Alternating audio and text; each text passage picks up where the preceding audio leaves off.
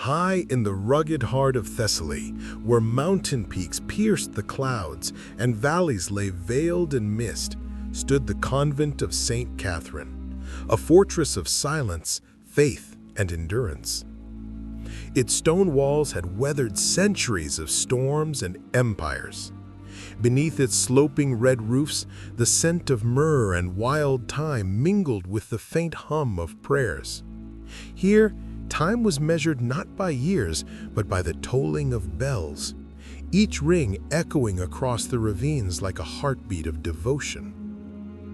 The convent was ruled by Mother Euphemia, once Eudokia Komnen, a woman born of noble blood but devoted to the cloister. Her face bore the calm certainty of someone who had surrendered everything earthly for the promise of eternity. Under her care, the Sisters of St. Catherine lived in order and grace.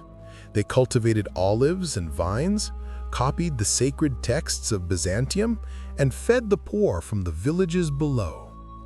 The convent was not only a refuge of women, but of history, its library and chapel keeping alive the remnants of a fading Christian world. Yet, far beyond those quiet hills, the world had changed. By the late 15th century, the Ottoman Empire had consumed the Greek lands. Constantinople had fallen, and the shadow of the crescent flag stretched over the Aegean. The plains of Thessaly, once ruled by Byzantine lords, were now governed by Ottoman officials. Fear crept like fog into every valley. Churches turned to mosques, taxes crushed the poor, and faith was tested in silence. Still, the convent of St. Catherine stood, a solitary flame in a growing darkness. In the year 1471, that flame was tested. From the valley below came whispers of raids, monasteries seized, monks slain, relics stolen. The Ottoman army was moving through Thessaly, claiming every symbol of the old faith. The Sisters of St. Catherine could hear the distant drums echoing through the mountain passes. They continued their prayers, their chants rising each dawn like fragile smoke against the wind, while the world around them burned.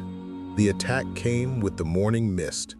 From the ridges above, riders descended, armored men on black horses, their banners marked by the crescent moon. The sound of hooves broke the stillness as they approached the gates.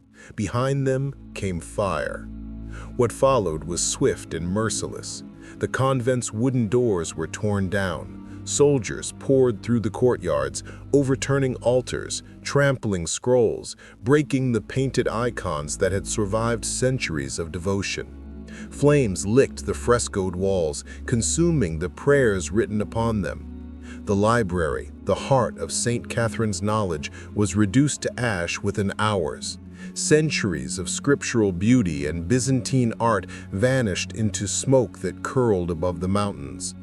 Those who survived the first assault were bound and taken away. The once living convent became a hollow skeleton of stone and ash.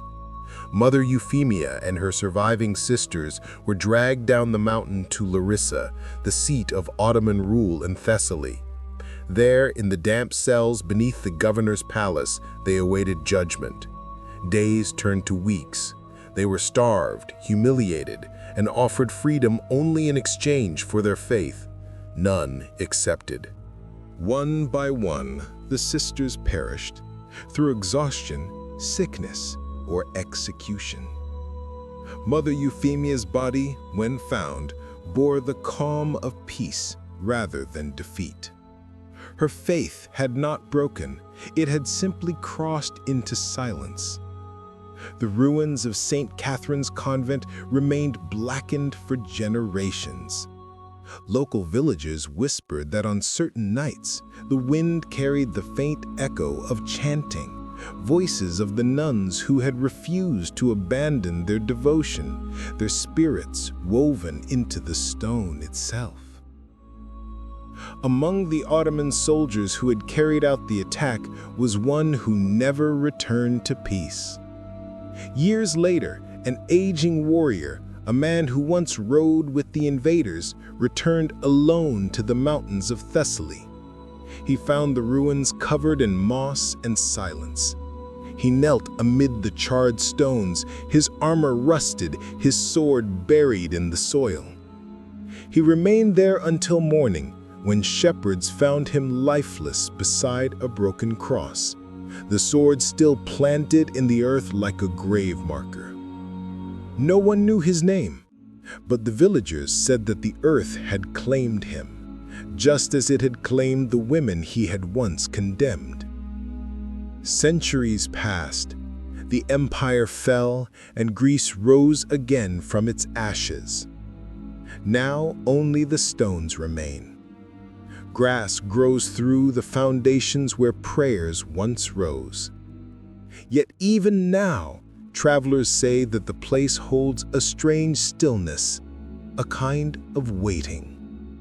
And when the wind crosses the ridge at dusk, they say it hums softly, not with the sound of emptiness, but with the eternal echo of faith unbroken. The convent of St. Catherine stands no more in stone, but it survives in memory, a symbol of resistance through devotion, of silence stronger than armies, and of women who faced empire and eternity with equal grace. Their story, almost forgotten, lingers like incense in the ruins, not a monument of marble, but one of spirit.